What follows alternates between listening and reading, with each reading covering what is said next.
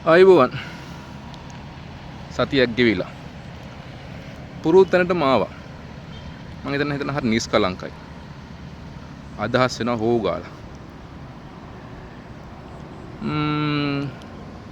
වෙසක් පොහේනේ ගෙවුනේ.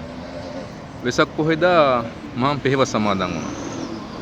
එදා ලැබුණු අත්දැකීම් කිහිපයක් ඔබත් එක්ක බෙදාගත්තා නම් හොඳයි කියලා හිතුණා.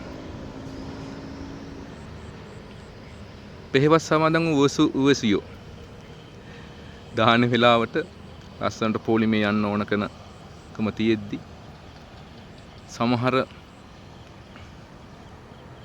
උවසියෝ තමන්ගේ අවස්ථාව වෙනකන් ඉන්නේ නැතුව පොලිමෙන් පැනලා ගිහිල්ලා දාන බෙදාගත්තා. ලොකු අකුරෙන් මෙම ජලය පානයට පමණයි කියලා ගහලා තියෙද්දි පොරකකා ගිහිල්ලා එතන පිඟන් හොදන්න ගත්තා. නිශ්ශබ්දතාවය රකින්න ඕන තැනක මහා ഘോഷාවක්. අඟුලිමාල ශ්‍රේය පරිස්සයේ එන ප්‍රධාන පියස්ස යටම ගහලා තියෙනවා ඡායාරූප ගැනීම තහනම් කියලා. ඡායාරූප ගන්න එපා කියලා. හැබැයි වන්දනාවට බොහෝ පිරිසක් ප්‍රධානම අරමුණ උනේ සෑයට පිටුපාලා ඡායාරූපයක් ගන්න එක. අත්තරින්න පුරුදු වෙලා පුරුදු වෙන්න එන මිනිස්සු සෑයේ තිබුණු මලක් ගලවගෙන යනවා.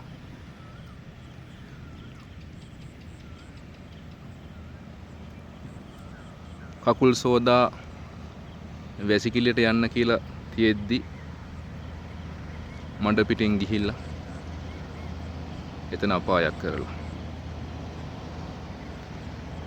ඇතිතරම් පහසුකම් තියෙද්දි කෑම බීම සඳහා ඩස්බින් තියලා තියෙද්දි ගස් ගල් ගානේ කෑම බීම. මට හිතෙන්නේ අපේ මිනිස්සුන්ට නිර්වාණයට යන්න කලින් අපේ ස්වාමීන් වහන්සේලා එකතු වෙලා සමාජය එකතු වෙලා සමාජ සාර ධර්ම ගැන පොඩ්ඩක් කතා කරලා දෙනවනම් කියලා දෙනවනම් නිවන අපිට බොහෝ දුර නෑ කියලා තමයි කියන්න හිතෙන්නේ. ඔබට කියන්න කරුණු දේවල් ඇති. සමහරට මම කියන දේ වැරදි වෙන්නත් පුළුවන්. හැබැයි මට හිතෙන්නේ අපිට හදාගන්න දේවල් බොහෝ තියෙනවා. ඔබේ හදස් වලට විවෘතයි. කියන්න මොනවා හරි.